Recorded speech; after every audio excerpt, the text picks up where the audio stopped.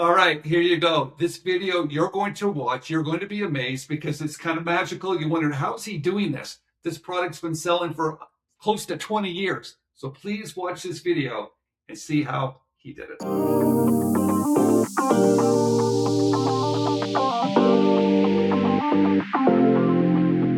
Okay, everybody, Stephen Key here at inventRightTV, and I have a very special guest. Gary, how are you? Doing pretty well, Steve.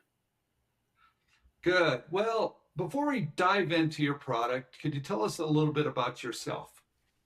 Sure. I've always been kind of a science-oriented person, I guess. And my dad used to fix TVs in like his part-time job, his after-hours job in the basement. So I, learned how to do that kind of stuff. But um, yeah, and then I spent 30 plus years working in the environmental field with Okay. groundwater contamination sites and civil engineering stuff and whatever. And have a degree in geology. And I guess like I say, probably about 1980 was the first time I had an idea that I thought was pretty cool. I said maybe I should do something with this. All right. And yeah, I didn't do anything. And about a year later, I came home from work, and my wife had a magazine, People's Magazine, with an article with it could have been taken from my drawings. Somebody who had invented this thing, and they had sold it for $175,000 or something. So I said, Sure. never again. Yeah, that doesn't feel great. I tell everyone if you have a good idea, sooner or later, you'll see it Yeah, later. So you, sure. you might as well, you might just take a good look at it and see if you want to do something with it. But Yeah. you're doing something that's a little different. And how did you get into the business that you're doing now? And can you show us what it is? Okay. The current product that I have is yeah. Yeah, All right. I So like. these are different iterations and variations. Most of them are still for sale. Um, this it's something called a super peel, and Okay. it's really a board with a cloth on it. That's all it is. And if you were in the baking field, you might recognize it. I walked into a bake shop one day, and the guy goes, "I know what that is. I know what it is." So he's got all excited about it because it's like an oven loader. But people always had trouble getting pizzas on their pizza stone, and my problem started when my daughter gave me a pizza stone, and I tried sliding a pizza on it, and it didn't go too well. Okay. So I have got my fake pizza here. I'll just show you quickly how it works. All right. Little conveyor belt, and that's just a piece of damp cloth. Okay.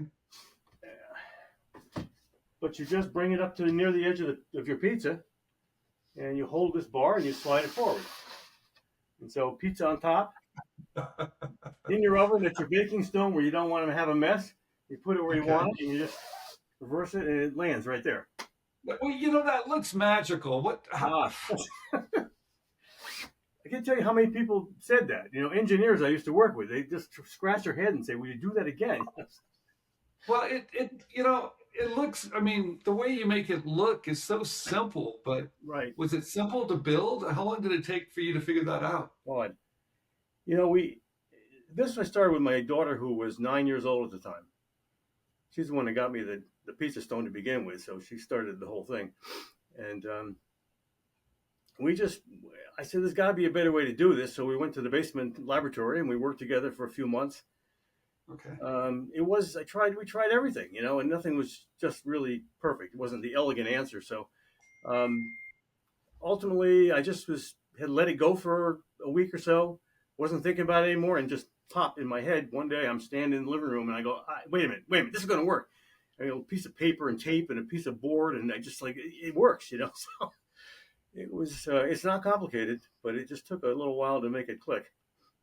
So after you have this idea, after you work on it, you figured it out, what do you do next? Well, I got involved with a group on the internet way back. We're talking 1999, 2000. Okay. Andy Gibbs had a little website called Patent Cafe, and we had a group there Tuesday nights. Oh, I know who Andy is. Yeah, I'm sure you do. That goes back a few years. Well, Okay. it does go back a few years, and here I am still doing this, which is, I suppose, is part of the story. excuse me, I got my hands on books. I got busy looking in the stores, on catalogs, and anywhere I could. I just absorbed. I was a sponge for information. I just whatever I could find out, I took it in, and we didn't find anything like it out there. So had a local patent attorney who used to work for GE, and he was on his own now, and I worked with him really close. It was a great relationship. I just back and forth, and I could edit his stuff. That was fine.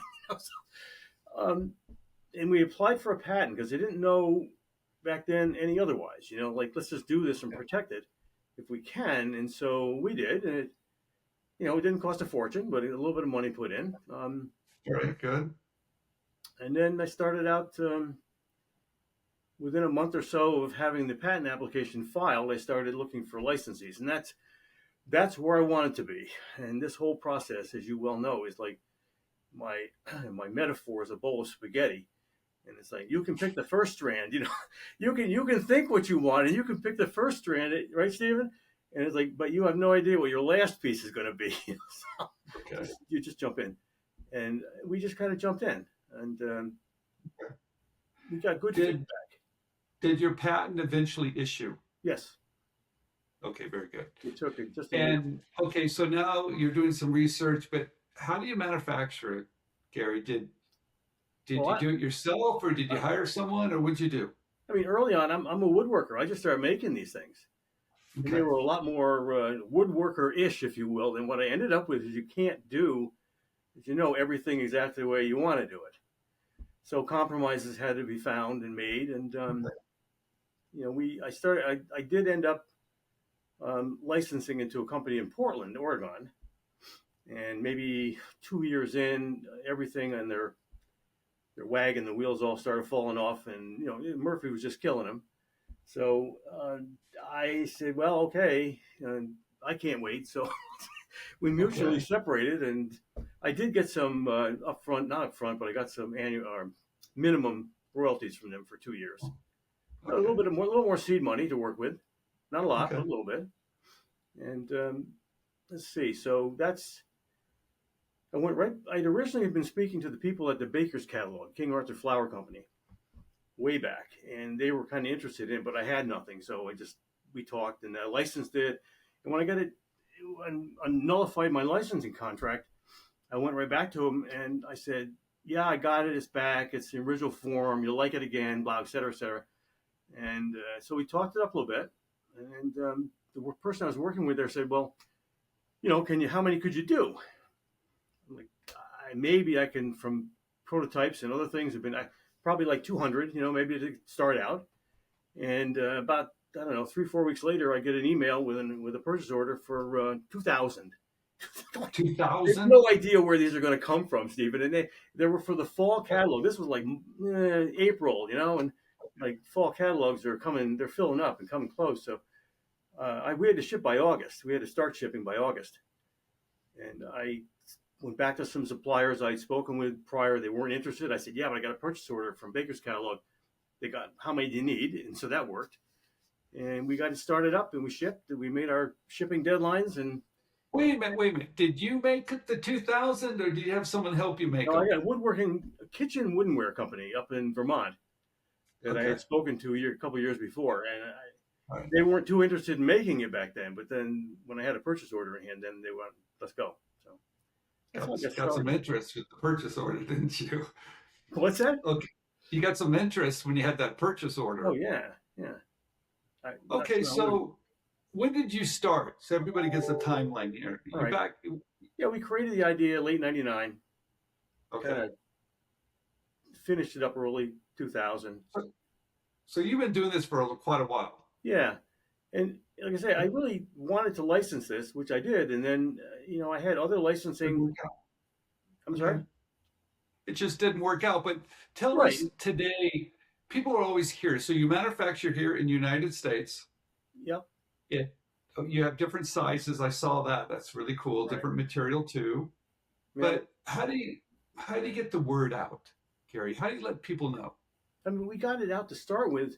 That's is key. And so the Baker's catalog order was the tipping point, because it led to like 10 months later, I had an order came in, and it was, I recognized the email address. They came in Okay. clandestine, from Cook's Illustrated magazine. They had seen it in the baker's catalog. We're trying to get some, and they were already sold out. So I finagled it so a store locally had them, and they could order them from the store because they wouldn't order from me. And of course, I'm not supposed to even know who I'm talking to. So we got them there, and they reviewed that in 2005. So we had a highly recommended review in Cook's Illustrated early 2005, and things just sort of cascaded all from that original baker's catalog order, which we made no money on. I mean, we spent an awful lot of effort and time. My whole family was packing in the basement and shipping this stuff out. So, but that's what worked. They're a big distributor. Is that correct? Is that who they are? The baker's catalog? Yeah. Well, they're a catalog. I mean, they have their own baking and cooking things they come out. So people can order through that catalog, and you ship directly to the customer or to them? We shipped to the catalog warehouse. We did. I mean, that was way back then. That was a one-time deal. Although they took it again, they took a similar version of it several years later. I'm just cut to the fast forward, I guess. So that was like 2005 was Cook's Illustrated, and 2014. So many years later, it hit America's Test Kitchen on TV. I was sitting playing cards at a Super Bowl party, and I'm watching the ticker go ding, ding, ding, ding, ding, ding, ding. What's going on? So a friend of mine got on the internet, and he finally sleuthed it out and found out that it had been on America's Test Kitchen. So that answered that. And wow, but mostly I sell on Amazon now. If anybody wants to buy the product, it's available on Amazon. 2 years ago, hundreds of knockoffs came in finally from China, but I had 20 plus years without having that. So, maybe I was a little below the radar. The numbers weren't as much. It wasn't so busy out there. I don't know. Did the patent have any real effect? I don't know. We'll never know the answer. So Amazon is it, and everything for a good many years was all very structured and organized, where I had very little to do. I just I once in a while order some inventory supplies and have them sent someplace where they got assembled, packed, and shipped, sent off to Amazon. And I feel like I said I'm the Wizard of Clifton Park, because I feel like I'm just the levers and the bells and the buttons and stuff. That's all I'm doing behind the curtains, and it wasn't much. And then just I get paid every 2 weeks, and it goes in my bank account. And so it wasn't licensing, but it wasn't true like I started a business around it. I did, but not a manual business anyway. So Gary, what keeps you up at night? Anything? You've been doing this for a long time, so you probably have seen just about everything in your business. But is there anything that keeps you up at night about this business? The thing that it's not often, but it's enough to keep me up occasionally, is when Amazon goes wrong, and when their algorithms get it wrong, and there's no help from seller support. And I will say this because it can happen. I had a problem that was insolvable COVID year, and I was losing suppliers. I was losing this and losing that. It was becoming very difficult. And then going into the fourth quarter, Amazon went nuts on me and started telling me I can't sell my stuff because it belongs to somebody else named me. I mean, there's no logic to any of it, and you can't get any resolution. So I finally gave up. I fight this for like 4 weeks, and I didn't know what to do anymore. So one morning I sent off an email to no, it was in the evening, I guess, Jeff at Amazon.com. And I woke up the following morning, and all the tickets were still open. It's still a mess. Nothing's good. And all of a sudden, stuff started cascading and getting fixed. And I actually saw in one of the tickets like some threads, portions of the thread that were I didn't recognize them. And then ultimately they went away. They were gone. It was like instructions telling people what to do to fix this thing. So it came from the head office. I caught somebody's attention at the main office. I said, "This is just ridiculous what you're doing to me." Well, it's worked. Yeah, that will work sometimes. I've heard other people say they had results that way, and it's going to work 1 out of 1,000. It's not going to, Okay, so where can people find? They can find it on Amazon. What's the name of it again? One more time. Super Peel. Super Peel. Peel with 2 E's. The Okay. pizza peel is a paddle for sliding pizza. That's a peel. So And that's the best place to find it, or is there any place else you'd recommend for them to purchase? I have one other online retailer still. He's reselling the product. Website is breadtopia.com. Okay. And this is an interesting timing because Stephen, I'm looking at kind of scaling down. I was already thinking of scaling down and closing out before the knockoffs arrived. So that in itself was not a horrible thing. It just Okay. spur me along. I'd like to get back into doing some things with some of my other ideas, which like I have at least a dozen of these little pocket notebooks full full of things, plus probably several hundred other ideas on my computer. And I have no idea what's in those. I haven't looked at them in so long. But I have a lot of stuff to play with and I want to do that again and see if I can license anything. So Okay. Very good. yeah, All right. Well, thank you for coming on InventRightTV. Hey, everyone, Stephen right. Key here. Please subscribe down below, give us a thumbs up, and we'll see you next time. Gary, thank you very much for coming on InventRightTV. All right, here's my big takeaway, you guys. It's all about the pain point, and this product you're going to watch solves a problem. Everybody's has it. He's figured it out. Gary, good job solving this problem. And guess what? It's kind of magical. It's a wonderful product. Congratulations.